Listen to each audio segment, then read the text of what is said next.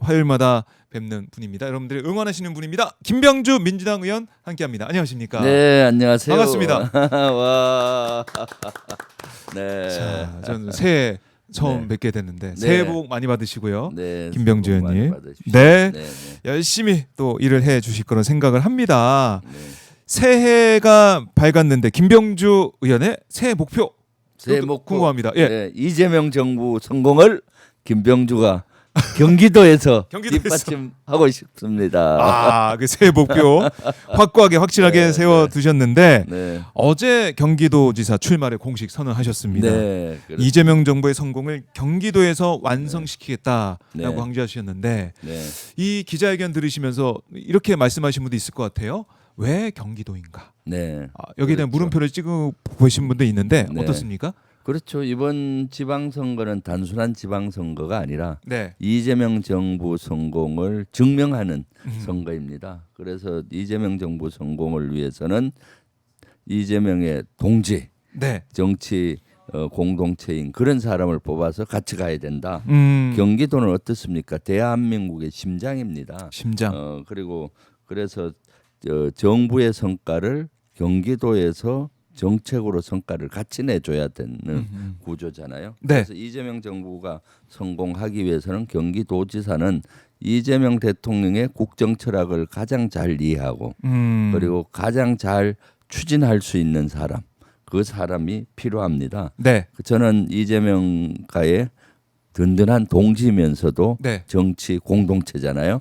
같이 동고동락하고 같이 아파하고 같이 그 어려움을 극복하고 특히 12.3 내란 과정에서는 목숨을 걸고 이재명을 보호하고 이재명 정부를 만드는 데 같이 기여한 동지애를 가지고 있죠. 네. 그래서 김병주가 경기도에 가서 이재명 정부의 성공을 경기도와 같이 해야 된다. 이재명 대통령께서 경기도지사 시절에 뿌려놓은 씨앗, 네. 이재명 대통령 시기에 경기도지사로 열실을 매려서 경기도를 대도약시켜야 한다. 그런 절박함으로 이번에 출마를 선언했습니다. 네. 많이 도와주십시오. 네. 네. 대통령과 국정 철학을 네. 공유해온 동지로서 네. 이재명 대통령이 경기도지사 시절에 해왔던 네, 그런 과업들을 이뤄내 네, 결실을 맺을 네. 그런 경기도지사 이재명 되겠다. 대통령께서 예. 대표 시절에도 후보 시절에도 제가 그런 얘기를 많이 했어요. 제가 가서 한번 이재명 대통령께서 그때 예. 경기도지사 시절에 뿌린 씨앗을 제가 어. 결실을 맺어서 네. 이재명 대통령 성공을 만들겠다. 그때는 사실 대선이 이루어지기 전이잖아요. 맞아요. 꼭 그 하려면은 경기도가 중요하다. 그래서 이재명 대통령께서도 그 당시 대표 시절에 네. 좋아하셨어요. 좋아하셨어요. 네, 네, 네. 네. 그렇게 경기 도정을 위해 애쓰겠다라고 다짐하시고 출마 선언하셨는데 네. 그동안 이제 그때부터 그 전부터 경기도에 계속 꾸준한 관심을 가져오신 거 아니겠습니까? 그럼요. 그러면 1번 공약이 뭐냐, 1번 정책이 뭐냐, 여기에 대해서도 국민들이 궁금하실 것 같아요. 네, 국민들께서. 일본 공약은 역시 경기도를 자족 도시로 만드는 거죠. 그래서 실제 먹고 사는 문제를 해결하는 겁니다. 네. 그러기 위해서 경기도는 실제 국가 동반 투자 모델을 적용해야 되겠다라고 생각해요. 지금까지는 무분별한 지원 위주로 했잖아요. 그래 갖고는 계속 소비만 되지 않습니까? 그래서 경기도가 투자를 하는 거죠. 그래서 위험은 함께 부담을 하고 경기도가 네. 성과가 나오는 것은 도민과 공유하는 방식인 거죠. 그래서 지금까지는 기업만 살리는 정책을 많이 했어요. 이제는 도민들이 직접 체감할 수 있는 구조를 만들어야 되는데 네. 지금은 경기도는 많이 발전했는데 도민들의 삶이 좋아졌느냐 한 그렇지도 않거든요.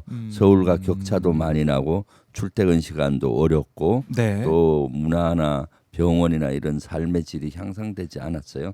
그래서 경기도 국가 동반 투자 모델을 만들어서 네. 경기도민에게 같이 성과를 나누는 구조를 만들겠다는 게 1호 공약입니다. 네. 네, 예, 도민의 삶을 챙기는 네, 도민의 삶을 위한 그런 공약을 1번 공약으로 삼았다 이런 생각이 들고 지금 근데 경기도 이 지사의 도전하는 도전자들도 지금 민주당 네. 안팎에서는 많이 보이고 있습니다. 그렇죠, 많죠. 많이 보이고 있고 지금 현 지사도 민주당 네, 출신 그렇죠. 도지사인데 그럼 경쟁이 치열할 것 같아요. 경선에서. 네, 네, 김병주 의원만의 강점. 네. 김병주 의원이 왜 꼭 도지사에 돼야 됐냐 이런 네. 물음도 많이 받으실 아, 건데 앞으로 그렇죠. 어떻습니까? 예, 그런 물음을 많이 받는데 저는 뭐 기존의 도지사 후보나 현재 하고 있는 분이나 네. 차별화가 많이 된다고 봐요. 네. 어떤 면에서 일단 그렇습니까? 위기 관리 능력이 저는 뛰어나죠. 위기 관리 예, 능력. 평생 위기 관리를 해왔고요. 네. 이번 12.3 내란 때도 미리 사전에 최초로 경고하고 나설 때도 관리를 잘해서 2차 계엄을 막는 이런 위기 관리 능력이 뛰어나다. 네. 행정 운용 능력이 사실은 저가 뛰어나요. 행정가 군에서는 행정 능력을 단계별로 훈련을 받죠. 군은 사단만 해도 군단이나 작은 정부 기능이 다 있어요. 법원도 맞아요. 있고 병원도 있고 그다음 그렇네요, 장병들의 생각해보니까. 의식주, 네. 그다음 저 교육 훈련, 어허. 교육, 학교 이런 걸 다 운영을 해야 되는 거거든요. 예. 그런 것들에 대한 운용을 예산을 가지고 집행을 하면서 효율 있게 하는 이런 것들이 훈련이 돼 있고요.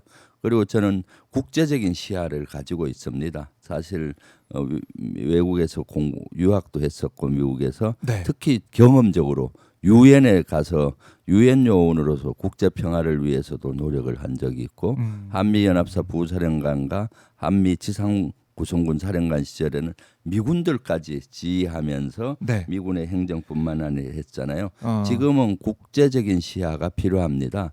그래서 이런 시야를 바탕으로 경기도를 AI 세계 표준 도시로 만들겠다라는 그런 비전을 가지고 있고요.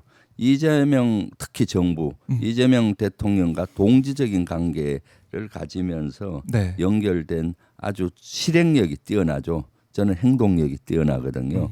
그리고 어떠한 어려움 속에서도 돌파하는 능력이 뛰어나고 또 위기 관리 능력가 그다음 문제 해결 능력이 뛰어납니다. 네. 그래서 이런 것들은 제가 살아오는 과정에서 이미 입증이 됐습니다. 예를 들면 군에서는 제가 비주류인 포병이었어요. 포병은 포스타까지 가기가 그렇게 어려워요. 통상 투스타에서 끝나요. 네. 별 2개에서. 포병인데 포스타가 포병이 어렵군요. 비주류니까 예. 포병이 주류고요. 예. 통상 10년에 한 번 정도 나올까 말까 해요. 그래서 제가 그러한 성과를 인정을 받아서 포스타로 11년 만에 됐었어요. 그런 네. 것도 인정을 받은 거고 국회 와서는 또 국방위에서 있으면서 안보 분야가 민주당이 취약한 구조라고 인식이 되는데 국민들께 사실 우리 민주당이 안보를 잘했음에도 불구하고 보수가 안보를 잘하지 민주당은 잘 못한다는 그런 것들이었는데 제가 오면서 그것이 보완이 돼서 이제는 안보도 민주당이다 이런 생각을 국민들이 갖게 했죠. 네. 그래서 어디서나 최고의 효과를 냈기 때문에 경기도에서도 간서 도지사가 된다면 최고의 효과를 낼 수가 있다. 이런 다양한 경험은 그 어떤 후보도 갖지 못한 경험들이죠. 예.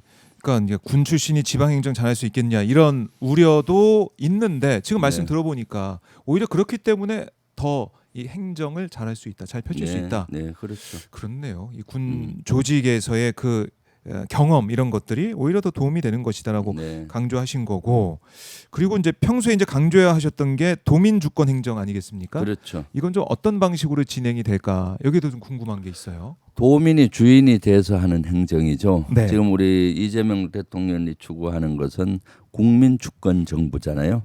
국민의 의견을 반영해서 국가 정책을 그 국민이 주인인 나라 그 국민 주권 정부 국가를 지향하고 있고요. 네. 우리 당은 당원이 주인인 당원 주권 시대를 열고 있잖아요. 경기도도 마찬가지라고 봐요. 도민이 주인인 행정을 해야 된다. 도민 주권 행정이죠. 그래야만이 도민들이 진정으로 주인이 되는 진짜 경기도를 만들 수 있죠. 그래서 네. 이미 저는 그런 소통을 잘 알기 때문에 출마 여부를 결정할 때부터 도민과 국민께 묻는다. 맞아요. 원정사상 처음으로 했잖아요. 한 2, 3개월 여론조사나 댓글 형식으로 했을 때 많은 분들이 김병주 나가라. 라고 했기 때문에 나온 거고, 그리고 지금도 공약을 개발을 하고 있는 것도 네. 지금 유튜브 같은 경우 홍보 수단이 아니라 소통의 수단으로 하는데, 거기에서 이제 제가 각종 의견들을 묻고 있어요. 정책도 네, 거기서 정책도 받고 있군요. 받고 있는데, 네, 어떤 예, 얘기가 좀 나오고 있습니까? 여러 가지 아주 그 호응도가 아주 높습니다. 네. 최근에 한 거 한번 예를 예. 들어보면은, 거기 유튜브 게시글에 들어가면은 제가 그런 것들을 다 그 여론 수렴을 하거든요. 그래서 최근에 경기도 교통 정책의 최우선 목표는 무엇일까요? 했을 때 벌써 19,000명 분이 응답을 해줬어요. 19,000. 그럼 엄청나잖아요. 그러니까요. 뭐라고 하시던가요? 거기에서 예. 출퇴근 시간 단축을 해달라가 역시. 71%예요. 예. 출퇴근. 그 다음에 이제 두 번째가 지역 간 격차를 해소해 달라는 거거든요. 그래서 지금 출퇴근 시간을 어떻게 해소할 것인가, 그래서 광역 교통 체계를 어떻게 할 것인가 연구하고 있거든요. 출퇴근 이걸 가지고 바탕으로. 이제 연구를 시작을 하고 한 거거든요. 예. 그래서 하게 되면은 예를 들어서 OECD 국가는 출근 시간, 퇴근 시간이 통상 30분 기준으로 한 27분, 30분 이내요. 네. 근데 서울은 한 50, 통계 자료에 따라 틀리는데 출근 시간, 퇴근 시간이 한 55분에서 57분 정도 돼요. 근데 경기도는 1시간 10분 정도 되거든요. 저기 띄워져 있잖아요. 예, 그렇네요. 저렇게 출퇴근. 4,500명이 좋아요하고 19,000명이 투표하고 이런 것들을 의견을 들어서 공약을 같이 만들어 가잖아요. 이것이 도민 주권 행정이고, 행정. 도지사가 돼도 네. 도민들의 의견을 들어서 아하. 행정을 같이 하는 거죠. 그래서 그런 준비가 돼 있고요. 특히 행정에 있어서 예. 도민들은 민원이 자기가 애로사항이 있으면 민원을 내잖아요. 지금 신문고 같은 제도가 있는데 민원을 올리면은 번지수 찾아가는 데까지, 이걸 누가 이 민원을 해결하라 공무원 찾아가는 데까지 평균 2주가 걸려요. 아이고. 서로 그 우리가 아니다, 우리 과가 아니다, 저과 네. 아니다 이렇게 핑퐁하고 하다가 그렇게 오래 걸리는데, 민원인들은 하루 1시간 애가 타잖아요. AI 표준 어떤 신문고를 만들면 10분 내 찾아갈 수가 있어요. 데이터베이스가 축적돼서. 예. 그리고 그 공무원은 그것을 민원 처리를 하고 업로드 시키면 또 데이터베이스가 축적되잖아요. 그럼 그러한 민원 처리 결과를 공무원의 고가 그 승진의 평가 기준으로 여면은 민원이 신속히 처리되잖아요. 네. 이런 것도 하나의 그 도민 주권 행정의 한 예라고 볼 수가 있죠. 이런 준비가 김병주는 다 돼 있다. 이미 이렇게 AI 신문고 이런 거 생각하시는 분 별로 없어요. 근데 맞아요. 제가 전문가들하고 세미나도 하고 의견들을 봤을 때 AI 신문고 가능합니다. AI 신문고 가능하다. 네. AI를 또 접목시켜서 행정을 네. 펼 수 있는. 그러니까 그 모습을 지금 실질적으로 보여주고 계시네요. 네네. 벌써부터 그렇죠. 보여주고 이미 같이 만들어가고 있기 때문에 네. 지금은 일부 분들은 지금 뭐 김병주가 여론조사에서 좀 지지도가 낮지 않느냐 하는데 같이 만들어가기 때문에 이것이 나중에 폭발적인 힘을 발휘할 거라고 네. 저는 봅니다. 알겠습니다. 그 교통 얘기했으니까 그래 이어서 이제 주거 얘기도 좀 해보죠. 기본 주거 경기도 이렇게 말씀하셨는데 이게 어떤 정책이고 또 이 뭐 부동산 가격 상승을 부추기지 않냐는 얘기도 있는 것 같고 또 청년을 위한 정책은 뭔지 여기 부동산 관련해서 전체적으로 어떤 생각을 또 가지고 계신지 이것도 좀 궁금하긴 합니다. 네네. 어떻습니까? 그 주거 문제가 중요하잖아요. 네. 그래서 사실은 그 경기도에서 기본 주거 문제는 그 동안에 어떤 뭐라고 할까 공공 네. 임대라든가 이런 것들로 했는데 그동안 주거는 어떤 가격이나 이런 거 위주로 돼 있었어요. 그런데 주거의 기준은 어떻게 살만한가의 기준이잖아요. 네. 그래서 이재명 대통령이 하는 기본 사회 중에서 기본 주거 개념을 설정을 해서 살만한 지역, 살만한 주거 여건을 만든 거죠. 거기는 공공 개념도 들어가고 공공 임대주택이라든가 네. 민간 개념도 들어가는 거고요.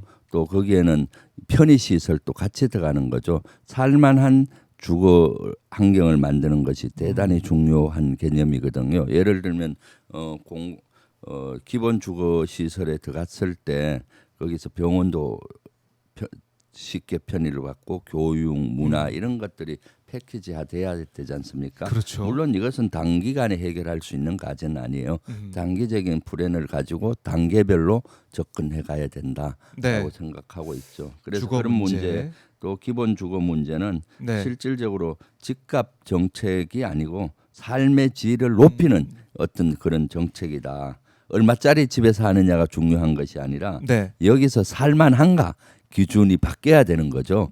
그러한 것이 이제 기본 주거에 대한 개념이고 이것은 이재명 대통령의 기본 사회 개념과도 기본 사회 중에서 한 파트가 되는 거죠. 네. 네네.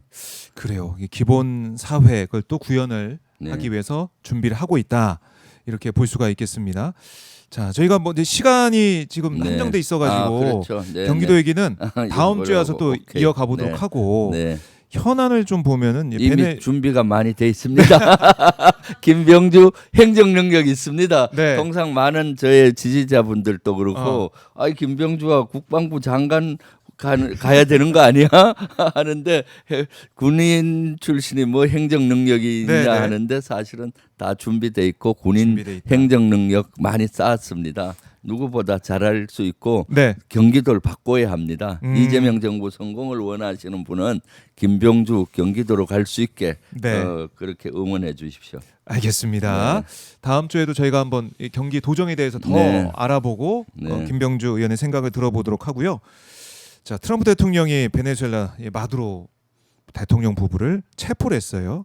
전격적인 군사 작전을 통해 가지고 네. 그야말로 참 말하는 날벼락 같은 느낌으로 가서 마두로 대통령 부부를 체포해서 우리 시간으로 오늘 새벽에는 법원에까지 대통령 네. 이제 부부 나와서 이렇게 법정의 모습까지 볼 수가 있었는데 이 사태는 어떻게 좀 보고 계십니까? 그렇죠. 이건 심히 우려되는 사태죠. 주권 국가를 무력으로 이렇게 침공을 해서 대통령을 납치하고서 한다. 이것은 국제법을 위반하는 거고 심히 진짜 우려되는 사항입니다. 저는 2025년까지는 지금 미국에서 보는 무역 전쟁을 했잖아요. 네. 경제 전쟁 이런 것들이 했는데 2026년 올해 들면서 무력 어떤 전쟁의 시대가 도래했다라고 보여요. 대단히 우려되는 지점입니다. 일촉즉발 전쟁 위기 시대로 가고 있다라고 보여져서 대단히 우려가 되죠. 그래서 이렇게 되면은 러시아 같은 경우는 우크라이나에 침공했던 것에 또 대의 명분을 갖게 되는 그런 일이 만들어 주는 꼴이 되지 않습니까? 예. 중국도 또 대만 문제에서 대만은 우리 땅이니까 어떻게 해도 된다 이런 착각을 하게 할 수도 있잖아요. 그런 생각을 하게 할 수도 있고 그렇네요. 그러기 때문에 이것은 대단히 지금 국제사회가 위기로 가고 있다. 그래서 이재명 대통령 사실은 베네수엘라 사태와 관련해서는 일단 제일 중요한 것은 우리 교민의 안전이고요. 네. 그래서 그 교민의 안전을 위해서 지금 우리 정부에서 노력을 하고 있고 또 이러한 사태가 국제적으로 이제 무력 전쟁의 시대가 도래하고 있기 때문에 예. 지금 이재명 대통령께서 추진하고 있는 자주국방이 더 중요하다. 그리고 한반도에도 동북아에도 영향을 미치잖아요. 그래서 북한이나 이런 데서 이런 일이 일어나서는 전쟁으로 갈 수가 있을 거 아니에요. 그렇기 때문에 이재명 대통령께서 얘기하신 페이스메이커의 역할이 더 중요해졌다. 그 트럼프 대통령을 설득을 해서 북한과의 관계에서는 대화로 평화의 물꼬를 만들 수 있게 설득시켜서 트럼프가 피스메이커를 하고 이재명 대통령은 페이스메이커를 해서 네. 한반도 문제를 풀어가야 된다. 그래서 지금 누구보다도 이재명 대통령께서 잘하고 계시죠. 국익 중심 실용 외교하고 자주 국방하고 있잖아요 이미. 그렇네요. 그리고 그게 지금도 중국 중국에서, 가셔서 순방하셔서 중국하고 관계에서 한반도의 평화 또 우리 경제 문제, 문화 문제 이런 거를 풀고 있지 않습니까? 네. 그래서 아주 이런 위기에 이재명 대통령께서 아주 잘하고 계신다라고 생각이 듭니다. 네. 그러니까 국제사회 위기 말씀하셨지만은 중국에서도 이걸 보면서 뭐 규탄을 하고 있지만은 대만 문제 네. 아니 서방구를 강조하고 있는 트럼프 대통령을 봤을 때 중국도 네. 아니 우리 이 중국 우리 지역에서 네. 내 또 영향력을 보여줄 거야 이렇게 나올 수도 있고 그렇죠. 러시아도 우크라이나 전쟁이 아직까지 이어지고 있는데 네. 여기서 끌고 가면서 네. 젤렌스키 대통령을 정말 또 납치해오면 어떡하나 이런 네. 생각 물론 네. 초반에 하려고 했지만 실패했습니다만 네. 미국을 보면서 똑같이 따라할 가능성이 있다. 아, 그렇죠. 이게 걱정이 되네요. 그럴 확률이 많죠. 어. 왜냐하면은 지금은 다 세계가 연결되어 있잖아요. 그렇기 때문에 저기서 일어나는 현상을 또 모방해서 네. 내 명분을 그렇게 가질 수가 있는 거죠. 네, 그래서 그런 것들이 저는 대단히 우려되는 지점이고, 그래서 우리는 꾸준히 이재명 정부가 자주 국방할 수 있게 네. 또 우리가 한반도 평화를 만들 수 있게 국익 중심 실용 외교로 가는 이 방향이 아주 잘 선정하셨고 또 여기에 김병주가 뒷받침하겠다. 네. 우리 민주당이 뒷받침하겠다라는 말씀을 드리고 싶습니다. 네. 그래요. 지금 뭐 이 재판에 나온 법정에 나온 이 마두로 네, 대통령 같은 경우는 난 납치당했다 이렇게 얘기를 하면서 귀하가 마두로 씨 맞나요 물어봤더니 나는 납치된 베네수엘라 대통령입니다.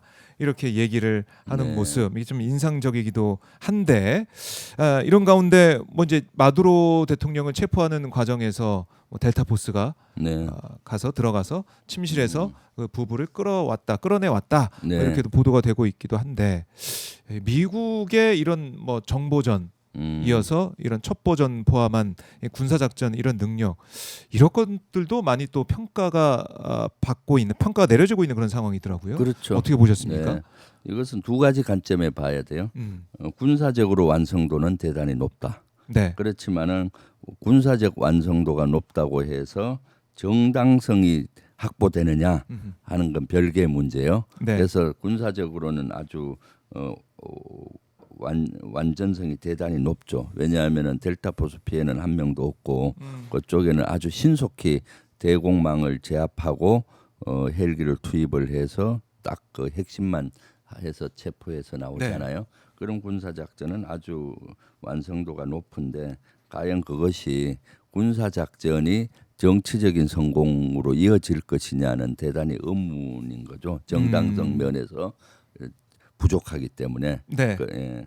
정당성이 네, 예. 확보되지 않은 그런 군사작전 네. 뭐 이제 사망자가 없다라고 네. 트럼프 대통령은 뭐 자랑하듯이 얘기를 했지만은 네. 국제사회에서 볼 때 그게 뭐 이렇게 얘기할 그렇죠. 수밖에 없는 거죠. 사실은 손자병법에서도 네. 제일 중요한 것이 대의 명분입니다. 음. 대의 명분이 맞지 않으면은 일시적인 성공을 하더라도 나중엔 실패로 갈 수가 있어요. 네. 왜냐하면 국민이 호응을 안 해주고 국제사회가 호응을 해주지 않기 때문이죠. 그래서 이것은 군사적 완성도는 아주 대단히 높으나 실제 정당성 면에서는 확보가 되지 않았기 때문에 네. 군사 작전의 성공이 다른 정가 확대가 돼서 실질적으로 정치적인 성공으로 갈 수 있느냐는 조금 더 시간을 두고 지켜봐야 될 문제고요. 네. 델타 포스는 대단히 이번 작전에서 보면은 우수한 작전 능력을 가졌어요. 그동안 뭐 파나마 노리에가 체포라든가 이라크 사담 후세인 생포 그 여러 그 요인들에 제거하는 데 있어서 아주 이름을 떨친 최정의 그림자 전사거든요. 대단한 전투력을 가졌다고 이번엔 보여져요. 네. 네. 그래요.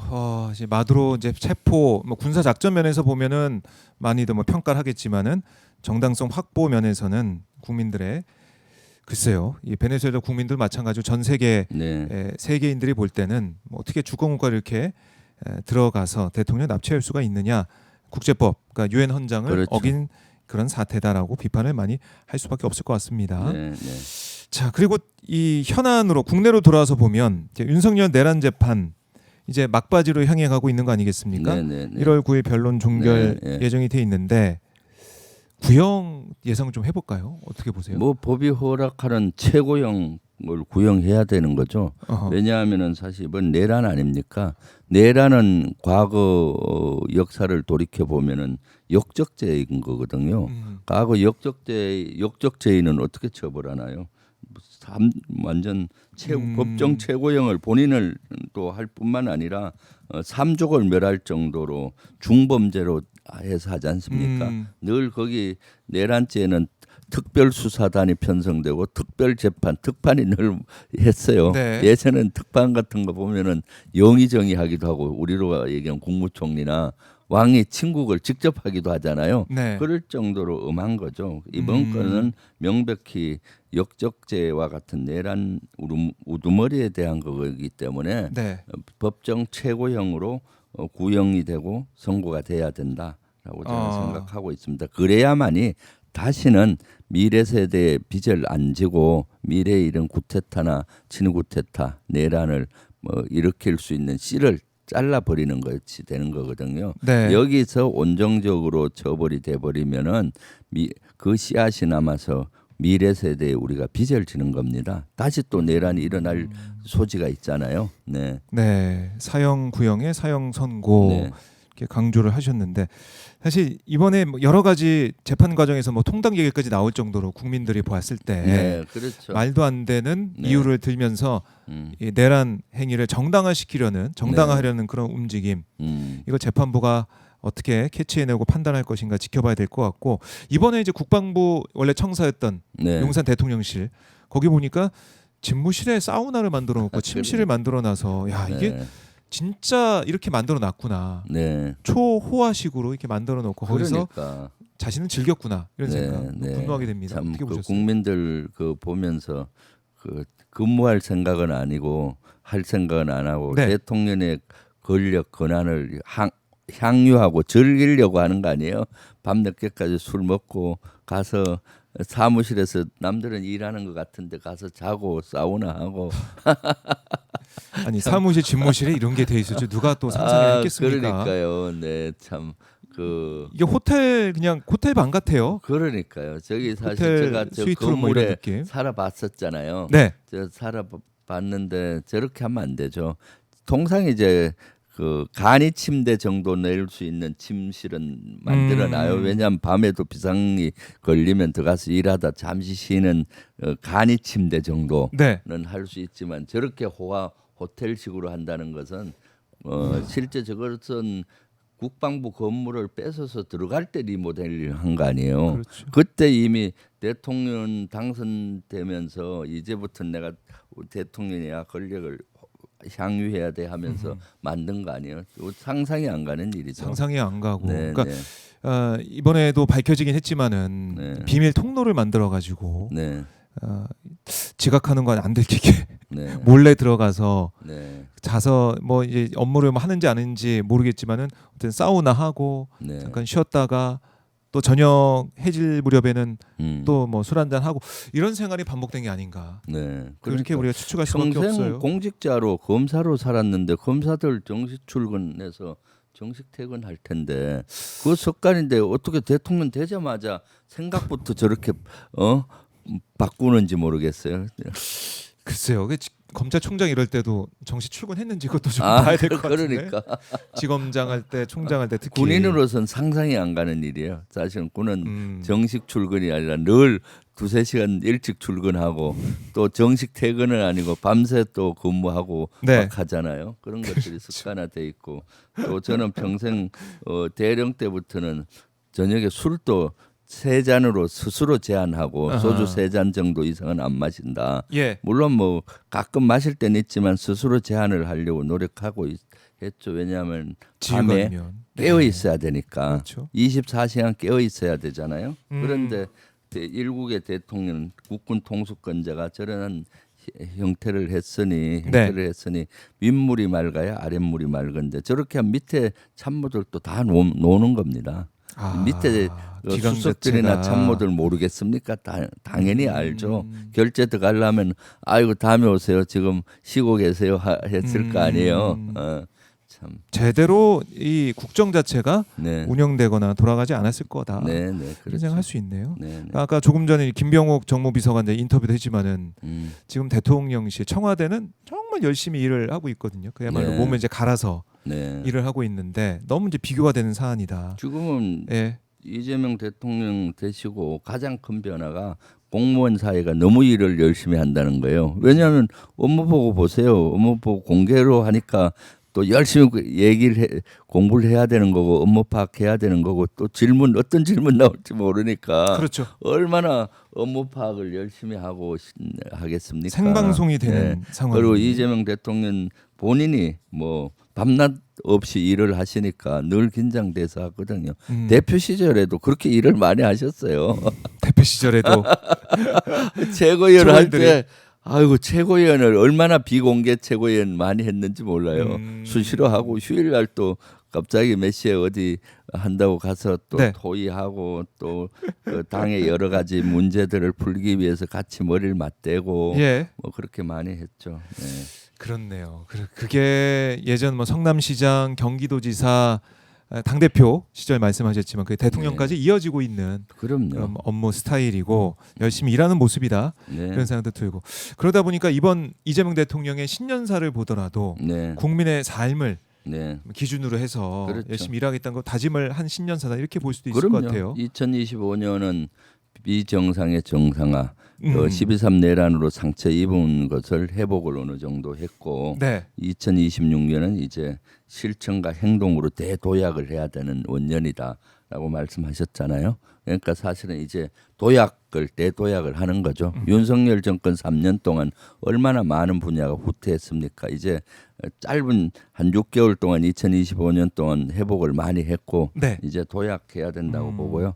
경기도가 뒷받침해야 되는 겁니다. 그렇기 때문에 경기도가 뒷받침하지 않으면은 성공하기 어려워요. 네. 그렇기 때문에 저 같은 리더십이 있고 아하. 추진력 있고 실천력 있고 이재명 대통령의 국정 철학을 잘 이해하는 네. 콤비가 잘 맞았던 그러한 사람이 경기도지사가 돼서 아. 같이 양수레 밖에 가듯이 이렇게 가야 된다라고 네. 생각을 합니다. 그래요. 그래서 이제 경기도의 중요성을 다시 한번 강조해 주셨는데 네. 이런 가운데 이제 지방선거를 앞두고 당내 상황을 좀 보면 네. 이 공천헌금 의혹 이른바 그 의혹이 지금 불거져 있고 뭐 수사도 이뤄지고 있는 부분이 있는데 글쎄요 이걸 어떻게 보면 민주당의 위기라고 볼 수도 있거든요. 이거 어떻게 돌파해야 된다고 보십니까? 그렇죠. 이런 문제가 발생하고 되는 거에 대해서는 저도 우리 당원 동지분들께 죄송한 마음이에요. 사실은 이것은 아주 당헌 당규에 따라서 윤리 기준에 따라서 아주 엄격히 해야 네. 된다고 봐요. 이런 것은 지위고하를 개파 뭐 이런 거 관여하지 않고 무관하게 전공법으로 가감히 이런 것들은 없도록 대응을 해야 되는 거죠. 그래요. 과감하게 대응을 해야 되고 그리고 정청래 대표가 계속해서는 재발 방지책 이걸 네. 강조를 하고 있던데 이번 지방선거 공천에서는 이런 의혹 자체가 없게 하겠다 네. 이런 의지를 느낄 수 있는 네, 상황이다. 그렇죠. 그래서 사실은 어느 예. 조직이든지 저는 군에서도 그렇고 지금도 그렇지만 신상필벌이 아주 중요하다. 신상필벌. 네, 이런 것은 신상필벌이 무슨 의미인가 하면은 네. 상은 신뢰로서 주고 저 사람 진짜 상 받을 그 일을 했어라고 신뢰하는 사람에게 주는 거고 네. 벌은 필벌이잖아요. 필히 해야 되는 겁니다. 벌은 필히 해야 되는 거예요. 이런 잘못된 이런 행태에 대해서는 필벌하지 않으면 필히 벌하지 않으면 네. 또 그와 유사한 사항이 일어나는 거거든요. 음. 그래서 신상 필벌을 하고 또 일벌 100개 해야 된다고 봅니다. 그래서 네. 다시 일신 우일신 하면서 우리 당을 다시 정비를 해야만이 이번 지방선거에서 우리가 다시 국민으로부터 신뢰를 받고 네. 이길 수 있다라고 보고 있거든요. 네네. 그래요. 이 공천 과정도 투명해야 된다라는 네. 거 다시 한번 강조를 하고 계시고요. 이재명 정부의 성공을 견인한 중요한 선거다. 뭐 그 네. 중심이 경기도 네. 도지사 선거다라고도 말씀하셨지만 민주당이 전체 승리를 하기 위한 방법 네. 이건 해법은 전략은 어떻게 보고 계십니까? 이것은 사실은 이재명 대통령을 든든하게 뒷받침하는 게 첫 번째예요. 사실은 지방선거는 지자체 선거는 대통령 지지도에 네. 따라서 비례해요. 대통령께서 예를 들어 지지도가 60% 70% 올라가면은 네. 지방선거는 절로 이기는 것이고 지지도가 50% 이하로 떨어진다면은 지방선거가 위기로 가는 거거든요. 그래서 첫 번째 해야 될 것이 이재명 대통령의 을 뒷받침하는 거예요. 민주당이. 그리고 우리 민주당이 국회의원이. 뒷받침. 그 선봉에 김병주가 늘 있습니다.